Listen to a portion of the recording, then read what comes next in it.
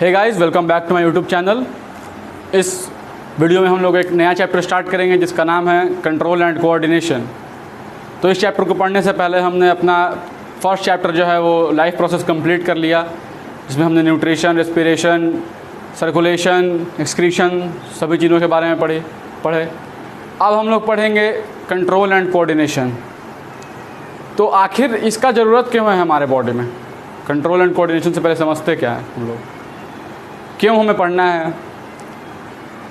तो जैसा कि हमने पढ़ा कि न्यूट्रिशन होगा, फिर रेस्पिरेशन होगा, एनर्जी गिविंग प्रोसेस, सर्कुलेशन, उस सारे चीज़ों का बॉडी में मूवमेंट पहुंचना हर जगह, एक्सक्रीशन जो वेस्ट मटेरियल है उनको बाहर निकालना बॉडी से।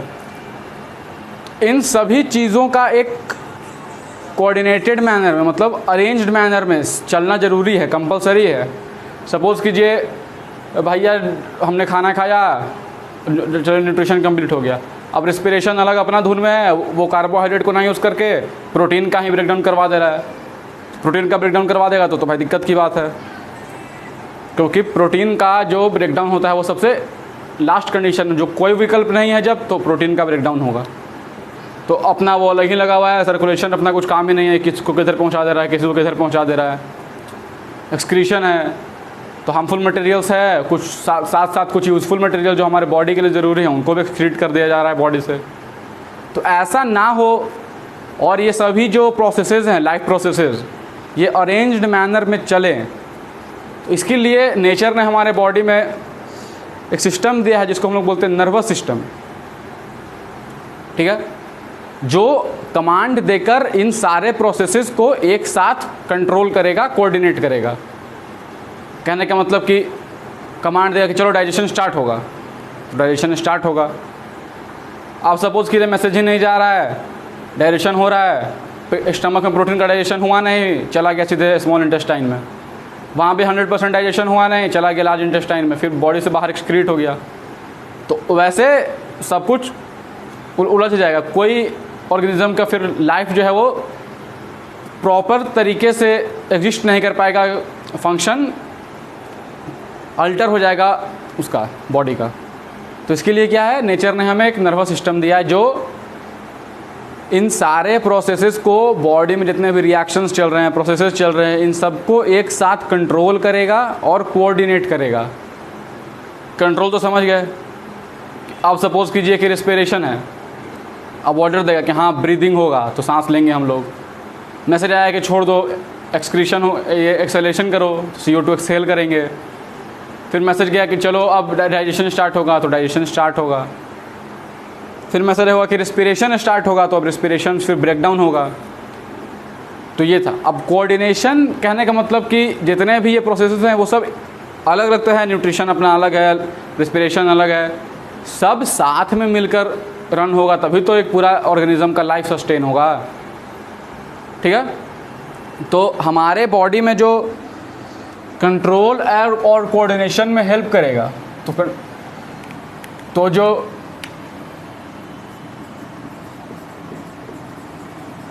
नर्वस सिस्टम, मतलब ब्रेन, स्पाइनल कॉर्ड, जितने भी नर्व्स हैं, न्यूरॉन्स होंगे, पढ़ेंगे हम लोग आगे। तो ये हमारे नेचर ने एक हमें दिया सिस्टम जो कि कंट्रोल करेगा सारे फंक्शंस को। और एक सिस्टम होता है, उसको आप एंडोक्राइन सिस्टम बोलिए, हार्मोनल सिस्टम बोलिए, एंडोक्राइन सिस्टम। ये दोनों एक साथ मिलकर क्या करेंगे,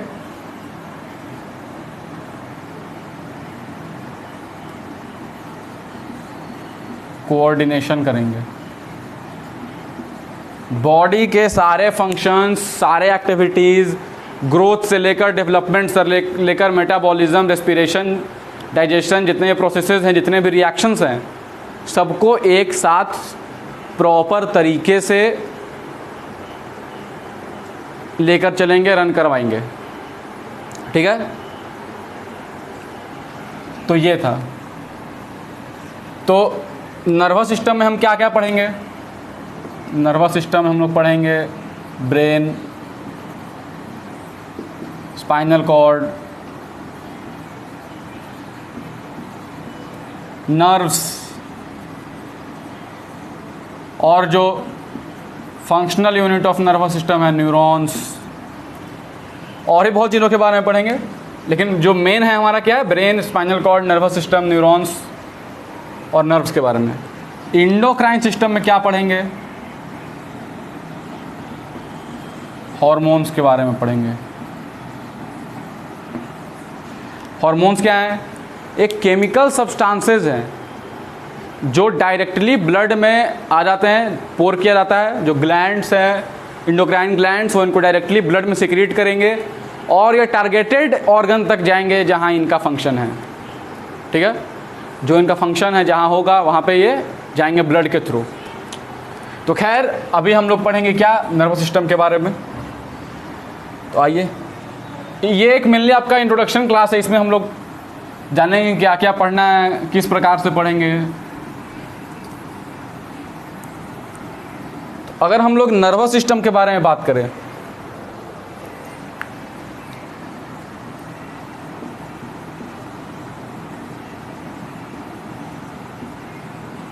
ठीक है, हम लोग ह्यूमंस की बातें कर रहे हैं, तो नर्वस सिस्टम जो मोस्ट डेवलप्ड होता है वो हमारे ह्यूमंस में होता है।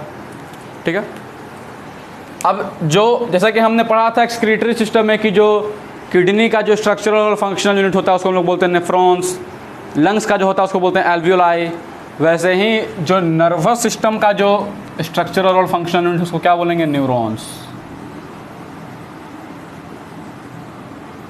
ठीक है, न्यूरॉन्स क्या है, structural and functional unit, structural and functional unit किसका, नर्वस सिस्टम का। तो हमारा जो नर्वस सिस्टम है वो दो पार्ट में डिवाइड किया गया है। ठीक है, अब यह क्लासिफिकेशन,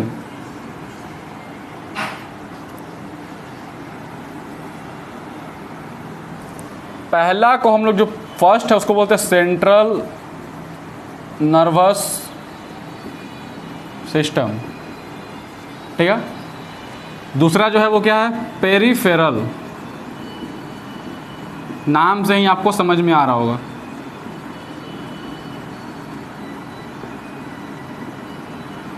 पेरिफेरल नर्वस सिस्टम, और पहला क्या है, सेंट्रल नर्वस सिस्टम।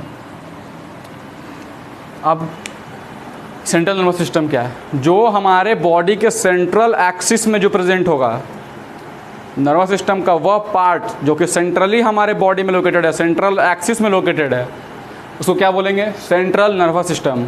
और जो पेरीफेरी से है, मतलब अब सेंटर है यहाँ पे, यहाँ से जो बाहर की तरफ निकल रहे हैं, या इसके अलावा जो पेरीफेरी साइड में है हमारे सेंट्रल के अलावा, तो उनको किस में इंक्लूड करेंगे, पेरीफेरल नर्वस सिस्टम में। ठीक है, अब सेंट्रल नर्वस सिस्टम में कौन कौन सा ऑर्गन्स होगा या टिश्यूज़ होंगे, क्या क्या कंपोनेंट्स होगा। तो सेंट्रल नर्वस सिस्टम में दो कंपोनेंट्स हम पढ़ने हैं, या दो ऑर्गन्स के बारे में पढ़ना है, वो है ब्रेन एंड स्पाइनल कॉर्ड। ठीक है, ब्रेन और स्पाइनल कॉर्ड के बारे में हम लोग पढ़ेंगे। ब्रेन सेंट्रल, स्पाइनल कॉर्ड जो है वो सेंट्रली हमारे वर्टिब्रल कॉलम के अंदर जो ल्यूमेन है उसमें है, हम लोग पढ़ेंगे उसका लोकेशन के बारे में जब स्पाइनल कॉर्ड पढ़ेंगे तब। ब्रेन जो है वो हमारा खोपड़ी प्रेजेंटिंग आप देख ही रहे हैं। तो ये है सेंट्रल नर्वस सिस्टम में। अब पेरिफेरल नर्वस सिस्टम जो है उसमें जितने भी नर्व्स हैं हमारे बॉडी में उनको ही इंक्लूड किया गया है, सेंसरी नर्व, मोटर नर्व। तो जो पेरिफेरल नर्वस सिस्टम है ये दो पार्ट में फर्दर डिवाइड होते हैं। पहला बेसिस जो है वो क्या है कि या तो ये ब्रेन तक मैसेज लाएंगे या ब्रेन से मैसेज ले जाएंगे। कहने का मतलब ब्रेन तक मैसेज लाएंगे तो सेंसरी,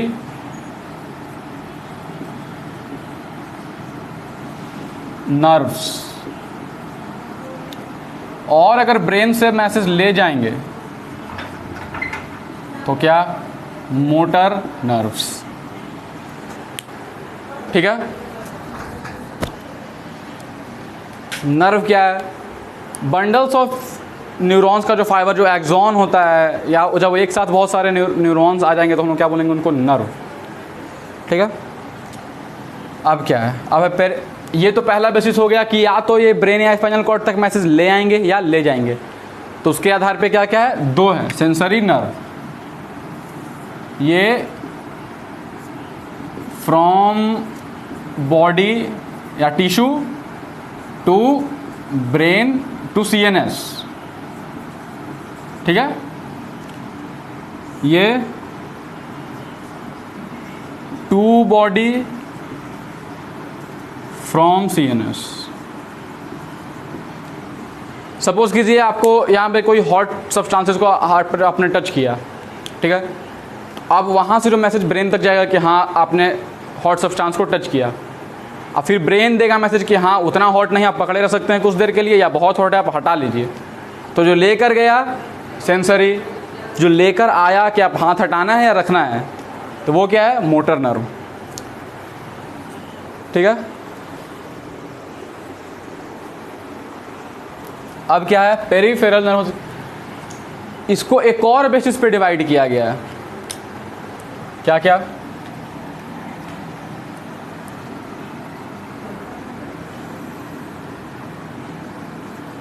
पहले को हम लोग बोलते हैं somatic nervous system.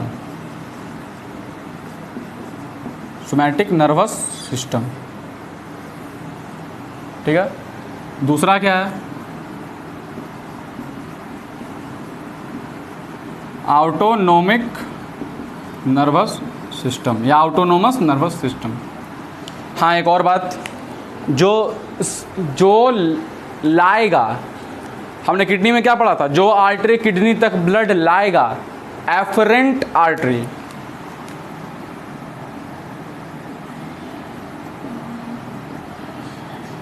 Efferent nerve या न्यूरॉन। और जो लेकर जाएगा, इफरेंट। ठीक है, तो सेंसरी नर्व को क्या बोलते हैं? Efferent nerves. मोटर नर्व को क्या बोलते हैं? Efferent nerves. अब देखिए, अब CNS, इसको अब यह है जिसको लिखेंगे CNS शॉर्टकट या शॉर्ट फॉर्म में, इसको लिखेंगे PNS। अब ये सोमैटिक नर्वस सिस्टम है, मतलब SNS। चलिए ठीक है, और वह है ऑटोनोमिक, मतलब ANS। खैर, अब सोमैटिक नर्वस सिस्टम क्या करेगा? सोमैटिक नर्वस सिस्टम लेकर जाएगा message from CNS to skeletal muscles।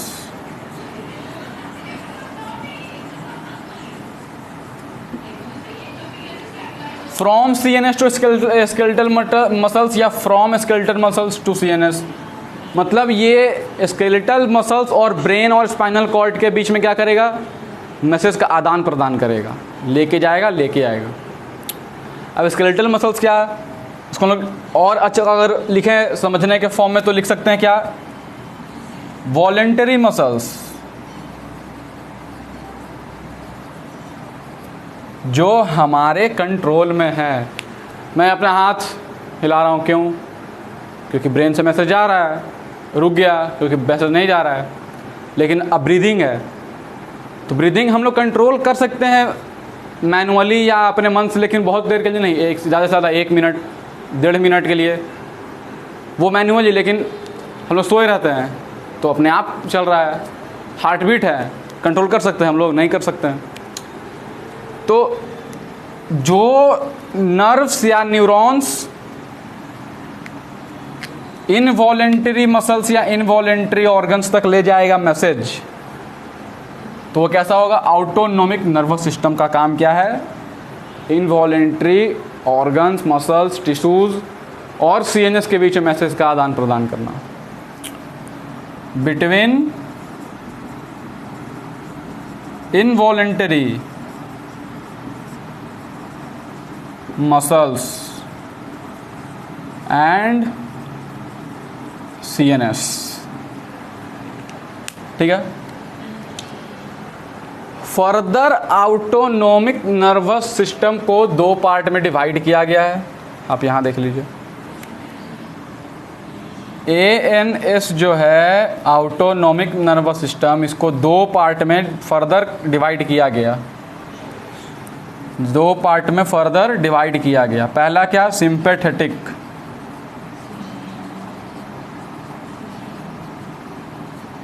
Sympathetic nervous system, और दूसरा पारासिम्पैथेटिक नर्वस सिस्टम।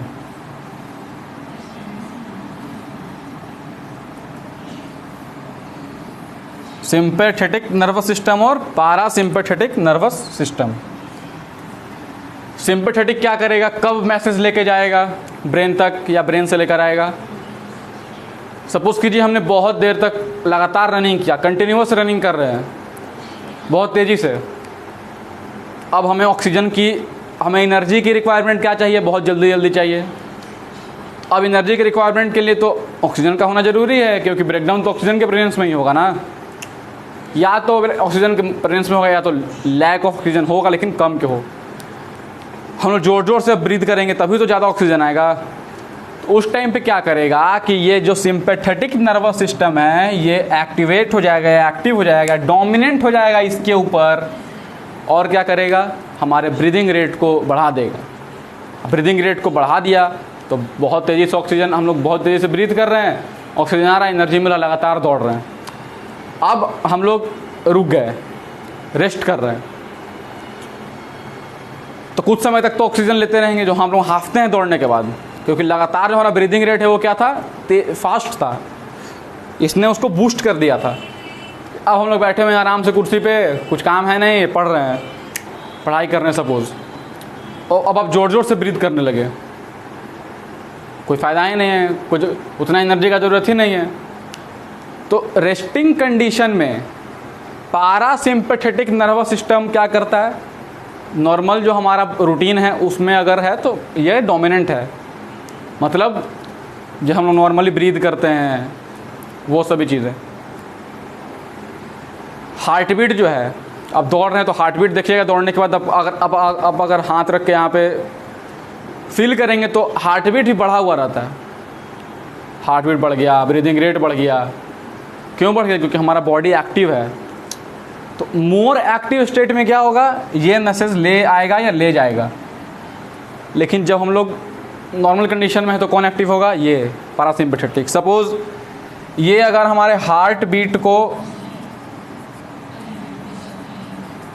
फास्ट कर रहा है, इंक्रीज कर रहा है, तो ये क्या करेगा,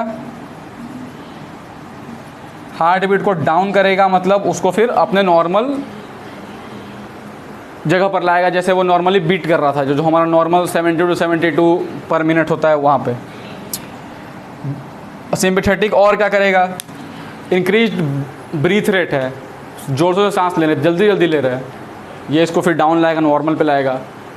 हमने लाइट की ओर देखा तो हमें अपना जो प्यूपिल है, हमारा जो आँख है वो कॉन्ट्रैक्ट कर गया, ताकि जो लाइट है वो ज़्यादा हमारी आँखों तक ना पहुँचे। मतलब जैसे कि हम लोग डायरेक्ट सनलाइट की ओर देखते हैं तो हमारा जो आई होता है वो कॉन्ट्रैक्ट कर जाता है, फिर ये क्या करेगा, डायलेट करेगा, उसको नॉर्मल पोजीशन पे लाएगा। तो हम लोग कह सकते हैं कि जो सिंपैथेटिक है और जो पारासिम्पैथेटिक है दूसरे का अपोजिट है। Sympathetic is opposite to पारासिम्पैथेटिक।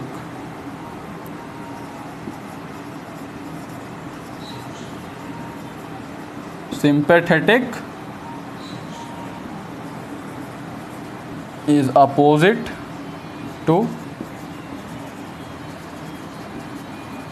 parasympathetic।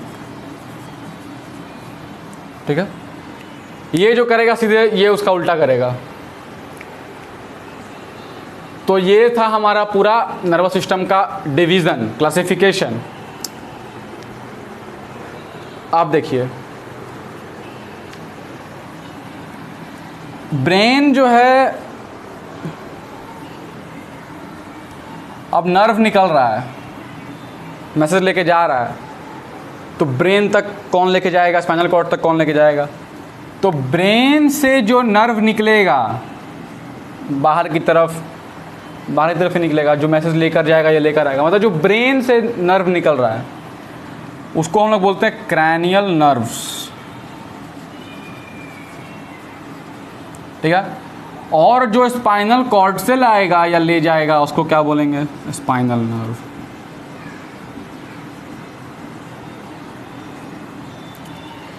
ठीक है। क्रैनियल नर्व 12 पेयर होते हैं,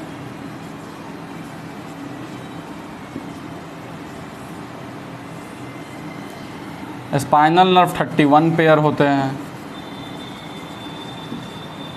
ठीक है। तो खैर ये सब हम लोग जब पढ़ेंगे CNS तब समझेंगे। तो ये था आपका क्लासिफिकेशन पूरा नर्वस सिस्टम का। अब एक और हमने पढ़ा था हार्मोनल सिस्टम या इंडोक्राइन सिस्टम, ठीक है।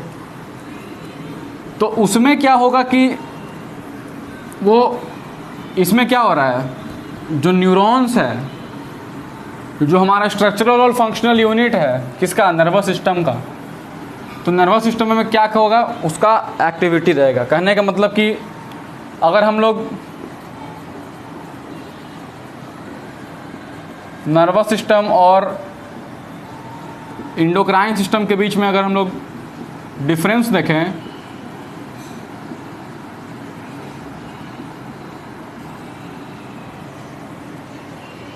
तो न्यूरॉन्स है, तो न्यूरॉन्स का जो फंक्शन है वो हम लोग नेक्स्ट वीडियो में पढ़ेंगे। लेकिन हम लोग अगर आप यहाँ बता दूं कि जो न्यूरॉन्स है वो इम्पल्स के फॉर्म में, मतलब इलेक्ट्रिक चार्ज, इलेक्ट्रिक करंट के फॉर्म में जो है मैसेज ले आता है या ले जाता है, मतलब इम्पल्स के फॉर्म में लाएगा। तो अगर इम्पल्स इलेक्ट्रिक करंट के फॉर्म में ला रहा है तो ऑब्वियस है नर्वस सिस्टम का जो होगा वो क्या होगा, फास्ट होगा। और जो इंडोक्राइन सिस्टम है, सॉरी इंडोक्राइन डिफरेंस लिख दिए। अब इंडोक्राइन सिस्टम में तो क्या कर रहा है, हार्मोन्स रिलीज करेगा। तो हार्मोन्स रिलीज करेगा, उतना देर में क्या करेगा, मैसेज लेके चला जाएगा। तो जो दोनों का फंक्शन है अलग अलग, मैं बता रहा हूँ बस कि ये उतना देर में क्या करेगा, मैसेज लेके चला जाएगा। तो ये फास्ट है, ये क्या है, स्लो है कंपैरेटिवली।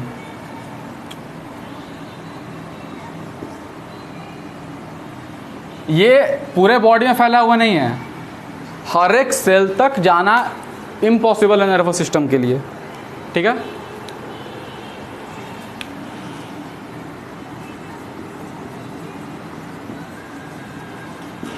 नॉट वाइडली स्प्रेड, यहाँ नॉट वाइडली स्प्रेड कहने का मतलब कि सारे सेल तक नहीं जा रहा है, एक एक सेल तक ये मैसेज लेकर नहीं जाएगा, एक पार्टिकुलर टिश्यू तक ले जाएगा, एक पार्टिकुलर मसल तक ले जाएगा, वो पूरा मसल फिर रिलैक्स कॉन्ट्रैक्ट करेगा, एक सेल तक नहीं लेके जाए।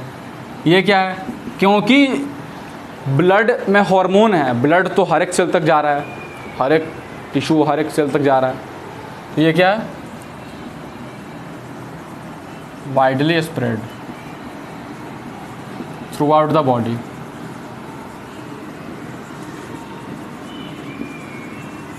ठीक है,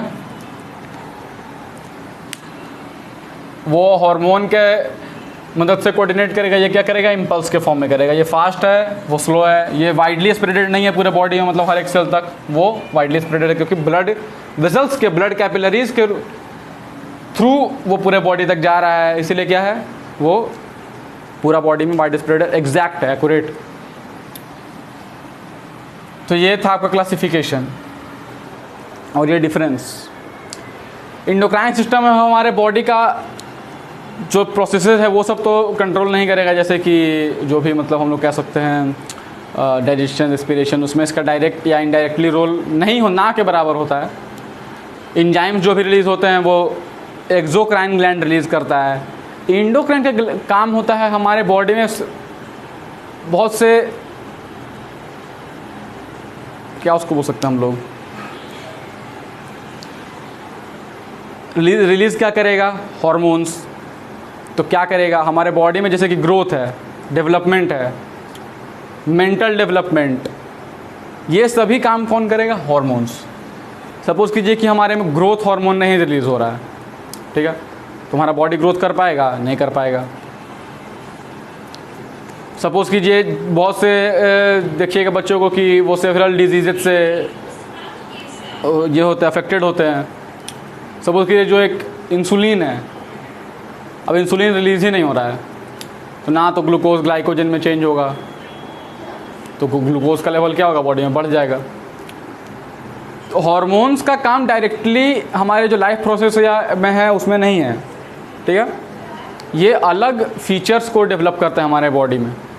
सपोज़ हमारा बॉडी को कितना ग्रोथ होना चाहिए, एवरेज ग्रोथ के लिए कितना हार्मोन होना चाहिए, रिप्रोडक्टिव ग्रोथ के लिए कितना हार्मोन होना चाहिए। हमारा जो पूरा बॉडी है वो जैसे कि ये दायां पैर बायां पैर दोनों, सपोज़ कीजिए दायां पैर बड़ा हो गया, बायां पैर छोटा ही रह गया, दिक्कत है। एक हाथ बड़ा ही हो गया, एक हाथ छोटा ही रह गया, बड़ा हो गया छोटा, तो फिर उसमें भी दिक्कत। मतलब ये एक्यूरेट जो बॉडी में फंक्शंस हैं उनको क्या करेंगे, रन करेंगे, ठीक है। जैसे कि एक एड्रेनलिन हार्मोन होता है, हम लोग जब फियर में डर जाते हैं तो वो रिलीज़ होता है, तो हमारे बॉडी की एक्टिविटी को क्या करता है, बढ़ा देता है। तो खैर वो सभी चीज़ें हम लोग पढ़ेंगे जब एंडोक्राइन सिस्टम के बारे में पढ़ेंगे। तो न्यूरॉन्स हमारे नर्वस सिस्टम का क्या होता है, स्ट्रक्चरल और फंक्शनल यूनिट होता है। एंडोक्राइन सिस्टम हार्मोन्स रिलीज़ करेगा, केमिकल मैसेंजर्स होंगे। अब हम लोग नेक्स्ट वीडियो में हम लोग पढ़ेंगे न्यूरॉन्स के बारे में। न्यूरॉन क्या होता है, उसका स्ट्रक्चर क्या होता है, 2 टाइप्स के होते हैं, माइलिनेटेड और नॉन माइलिनेटेड। आपको बस थोड़ा थोड़ा इंट्रोडक्शन दे दूंगा सबके बारे में ताकि आपको जानकारी हो जाए उस चीज़ के। फिर हम लोग पढ़ेंगे कि कैसे मैसेज जाएगा ब्रेन तक और फिर ब्रेन से ऑर्गन्स तक। तो और उसके बाद हम लोग शुरू करेंगे क्या, ब्रेन। तो इस वीडियो में बस इतना ही। अगर आपको ये वीडियो पसंद आया हो, समझ में आया हो, तो इस वीडियो को लाइक करें, अपने फ्रेंड्स के बीच शेयर करें, और अगर आप चैनल पर नए हैं तो प्लीज़ चैनल को सब्सक्राइब करें। Thank you very much.